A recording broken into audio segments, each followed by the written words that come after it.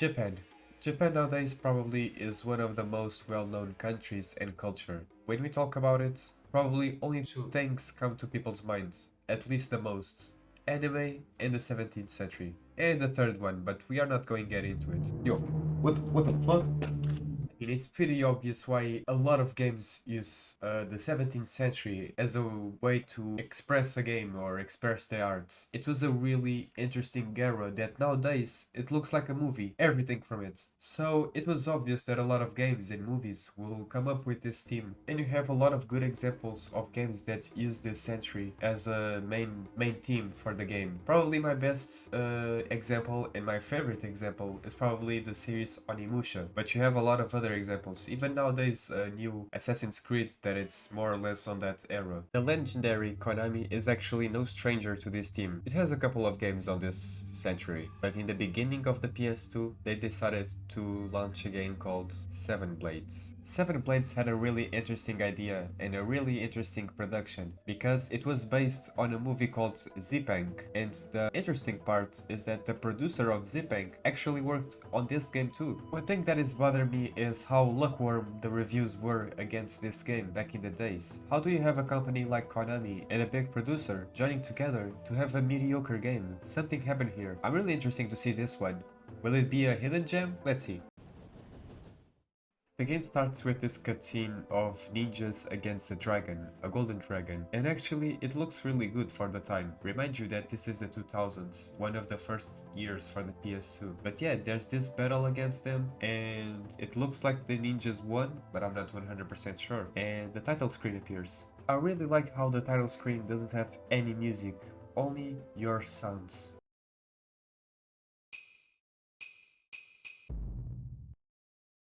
A good representation of the ninjas and the samurais from the 17th century that most of the time they were really silent and stealth. So yeah, it's a really interesting little touch that they put it. Let me see what we have here. Options. Yeah, of course we are gonna have some blood, and then the game asks if you want to do the tutorial. We better do it. As soon as you start the tutorial, the game will ask you which character do you want to play. So it looks like the game has two campaigns, one of Jingoku and the other one of Pistol Oyuri. Pistol Oyuri, it's the second character, a female character, but today we will be more concentrated on Jingoku, so we choose him. So the tutorial starts and it's our first interaction with the graphics. I think it's really interesting how the graphics from the gameplay and from the character selection doesn't have anything to do with the graphics and the animation of the case of the game. It looks a bit cheap. I'm not saying that it's bad, but I think it's really interesting that they don't use it anywhere in the game. So back to the gameplay. The game starts showing you your life bar and other things, and there's this weird blue and red bar that looks really cheap and really simple and out of place, that it's below our health bar, but the game doesn't explain it yet. But let's see how is the gameplay on the combat. So the game is in third person and it's more or less of a hack and slash, but the gameplay, oh boy, it's not good. I don't know why, but it's super hard to hit on an enemy. The hitbox of the swords, it's really small. And besides that, the way that you aim to hit the enemies, it's not certain. So you just like throw it into your front and pray that it hits something. Yes, you can lock in on an enemy. What is the issue? When you lock in, you can't run. So you do these small steps with your swords against the enemy, so the chances for you to get hit while you are trying to get closer are really big. So it's not the best option most of the time. Sometimes it is, yes, but it's like really odd because you're so open when you're trying to lock in. So the sword attack, it's not the only attack that you have. So you have this kick that you do pressing triangle, and if you go running and press triangle, you'll get this shoulder attack. He goes against the enemies. Are they easy to do? No. But then it comes the big problem, the special attacks. Are they bad? No. The problem is that they are really good. Special attacks, besides the name, you can always make them. Yes, you can spam the special attacks that you want. This is like you're playing Dragon Ball and you can do the Kamehameha anytime you want. You don't have to worry about ki. I don't know. It's like you're playing an RPG and you don't have mana. So why are you gonna use the inferior attacks that you have if you can just throw a big ass special attack? This happens here. So pretty much each weapon that you can carry, like the game says, you have 7 blades. Each blade has a special attack that it's do differently. So you always press triangle and circle, but the special attack is always different. You have one sword that you can throw, you have one sword that goes like around you, you have one that gives like a big mashup against the ground. It depends, but it's always better, almost always better than the normal attack. It has a bigger hitbox, it gives more damage, and it's more easy to use it and to attack an enemy because of the hitbox. Remember the blue and red bar? Those are the like big special attacks. It's a special attack that hits most of the enemies and the bar will get full the enemies that you kill, so you can spam it and it's even stronger. It's a good touch to the gameplay and I like it. It really is the savior of this game because you can't make combos. You just smash the button or do a special attack. These are the things that you have and the super special attack, so that kinda saves the game. But this is not the worst part of the game. Yes, it gets worse. I don't know if I'm just dumb, but I don't think that you can block on this game. I tried a lot of times with different weapons, I tried to search on Google, and I can't find a way to block. And guess what? If there's a lot of enemies, you don't have a recovery time. You will get hit after hit after hit. So yes, I died a lot of times of spam attacks. I just got soft blocked with so much attacks that I couldn't get up and I died. This is so fucking broken that it really pisses me off. This thing about the game that I don't understand is how much some enemies do damage and other ones are like, they give so less damage that it doesn't even make you bother. But then there's these ones that give you a ton of damage. It doesn't make sense. The game is really not well balanced. And oh boy, I'm not finished yet. For some reason, when you attack, you can't walk and the animation is still.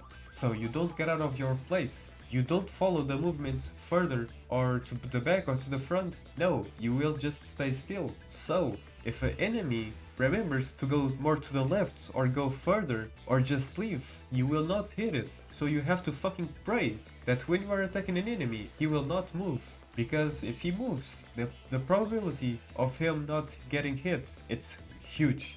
And this fucking destroys the gameplay and makes the game super frustrating. It really annoys me how this game can do one thing good. Another problem that you have as well is when an enemy falls down to the ground, his time of not taking damage, it's huge. It's really huge. The motherfucker's already up and you will not give him damage. It's just a big mistake of the game because you can't even make him get damage on the ground and he takes a lot of time to get up. And when he gets up, he will not take any damage. It's fucking absurd. And remember the super special attack? Yes, it's great. It's a great thing to the game. Probably the best. The problem is the special attack and the super special attack that you have. Both of them you have to press the same button. So, in case that you want to reserve the special attack to a stronger enemy, you can't. Because anytime you do the special attack, the normal one, the other movement that the weapon has, if you have the bar full, you will make the super special attack. And most of the times I didn't want it to use. I wanted to use to a more problematic situation, but I had to. It really is annoying as well, because who the fuck remembers to do something like that? I don't know, man. At this point, I don't know. It's like anytime that you had to do a spin dash on Sonic, he will go supersonic. It's like the same fucking thing. I swear that I'm so fucking tired of this game. The camera. The fucking camera. The camera doesn't follow you and you can't control it by the analogics. The L3 and R3, they don't work. So, you have to fucking press fucking L1 for the camera to go where you are looking at. And it gets worse because if you want to look to your back, you have to press one of these. And if he will not do like, you press it a bit and he will go a bit, no. When you press it once, he will give like a 180. It's really floaty. It doesn't let you concentrate exactly where you want to look at. You press it once, he will go like, whoa. Why they choose this for the camera? The camera sucks ass. Sometimes you have enemies on your back that you want to look, but then you don't look exactly where you want. And then you try to hit them, but the gameplay is ass as well, so you don't do shit. This game has one of the most confusing plots ever, so I'm gonna try my best to explain you what I understood, because if you go look at the best guides that this game has, shout out to the people that made the guide, they don't know either if they are correct or not, because it's so confusing that nobody knows 100% what the fuck happened at this game. Let's try to understand. So the main characters are Goku, and I'm gonna call him Goku because sometimes in the game they do call them, and because his original name it's like Goku Maru Yukino, and I ain't gonna do all that, my bad. But yeah, you have him and you have Oyuri. Oyuri is his companion and crush. She holds weapons instead of guns, which is actually a good idea because her gameplay it's a little bit better than Goku's gameplay. And then you have his other sidekick called Togizo. He doesn't fight, but he's the one that keeps Goku's weapons because he has 7 blades. We will get there and to understand a little bit better of this whole thing about the 7 blades. Through the game you find other people like Imiku, a girl that is stuck on this island that she seems to know Jigo. Jigo is Goku as well, it's the other name that he has. And other characters will appear along the game, but the main plot focus on Jigo and the gunslinger that it's his companion got stuck in this island that it's controlled by the government of that era, the ninjas. But they are against this really weird cult that exists on this island that wants to resurrect this legendary golden dragon that we see at the beginning. And they need to make a sacrifice of a ancient woman to bring this dragon alive. So our goal is to stop all of this. I'm not gonna spoil that much of the game, and because it's really confusing, so it's a bit of interpretation as well. So the actual game starts with you waking up on the coast of the islands, and then you find out about the cult that is happening there. It looks like the dragon can only be controlled by the person that is using the golden armor. It's this armor that it's so strong that none of the 6 blades that Jigo has does something against him. He is really strong, but his identity is a mystery. Talking about the levels, the game design in this game is actually really okay. It's not like the best map, but I think it has a really good textures and it's the ambient of the island, it's really interesting. However, I got sometimes really confused to where I have to go because the map is just a arrow, a green arrow, saying the direction you have to go, but you don't know if it's up, down, or you are going to the right place. So it gets really confusing sometimes, but it's not like the worst. I've seen worse games doing this. Throughout the game, you can find some items on the ground. You have some food that recover your health, you have some food that recovers your special attack bars, and for some reason you have some food that takes some life out of you. Some even can get you dead. These are the items that you can find. Sometimes you can find some other things, but the main things are really just the food. You can grab this food and you can keep it on your inventory during the fight, and your companion will give it to you. It's a really interesting feature that the game has, which I like, because in the beginning of the game, when you don't have your companions, you can't keep food because you don't have the companion that keeps him. So any food that you grab, you will eat it right away, even you are full of health or you are low health. And it's a really interesting idea, even though only lasts for like 2 chapters. Other thing that I like about the game, as I was saying, is the characters, and I really like how they interact with each other. They are really funny, and it gets some moments that are actually really good to see. It's really one of the best things about this game. Other thing that I like is the vibe that the game starts to bring, because at the beginning it's just this little silly game, but it starts to get really dark. Even some characters end up dying. The game starts getting really dark and really subnatural, like some things are really deep in here, which is incredible to me, the way they put it on the game. So, the game has boss fights. They are trash. The boss fights in this game are one of the worst things that you will see, because it doesn't have any type of thought behind, it's just spam the most that you can against the boss and pray that he doesn't spam back. That's pretty much how the game goes on the boss fights. You have this one guy that appears and disappears. You just have to equip one of the weapons that goes around the character, and you just hit him always. It's really bad. It's really bad. It just depends on which is the best weapon to use against a certain boss, and as soon as you see that weapon is spammable against him, it's over. I even thought that I was doing something wrong, because there's no way that the boss is just this.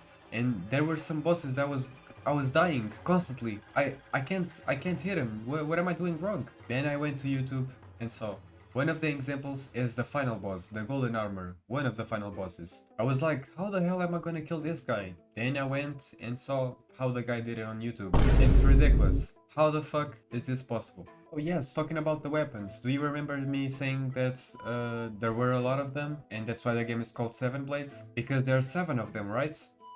No, there are 8.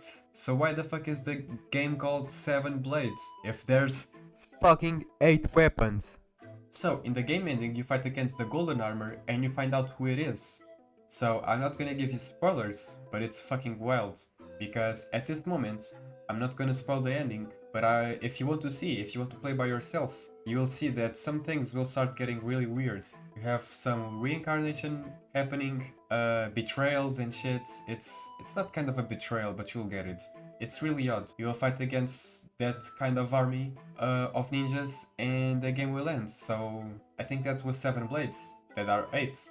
I think it was a game that you can see some effort dropped by the developers, but there's so much problems in here. Gameplay wise, some little stuff like the music is not that great for a Konami game. The music isn't memorable. It's like okay, you have some issues on the language as well. Sometimes the subtitles on English don't catch up with what they're saying, and the subtitle appears for only 1 second and disappears, and the story is already confused. And if you put subtitles that don't work, it's even worse. So yeah, the game has a lot of issues. I think there's a lot here to improve, but sadly, that's how it came out. I really wish that the gameplay was more fluid and the story was more comprehensible, because it gets really frustrating to try to understand what the fuck is happening. But yeah, if I recommend you this game, only if you are curious, because if you are trying to have a good time, you will probably not have it with this game. But that was 7 Blades. I'll put it on the bad tier list. Is it as bad as El Ning? No, but it's not a good game. It has a lot of flaws. Some good things, but the flaws overshadow it. So yeah, that was 7 Blades. Thank you so much for watching this video, I hope you like it. If you want to see my other review of Que Pasa Ninguém, you have here on the side. So yeah, thank you so much for watching, and I'll see you on the next one. Bye bye, peace.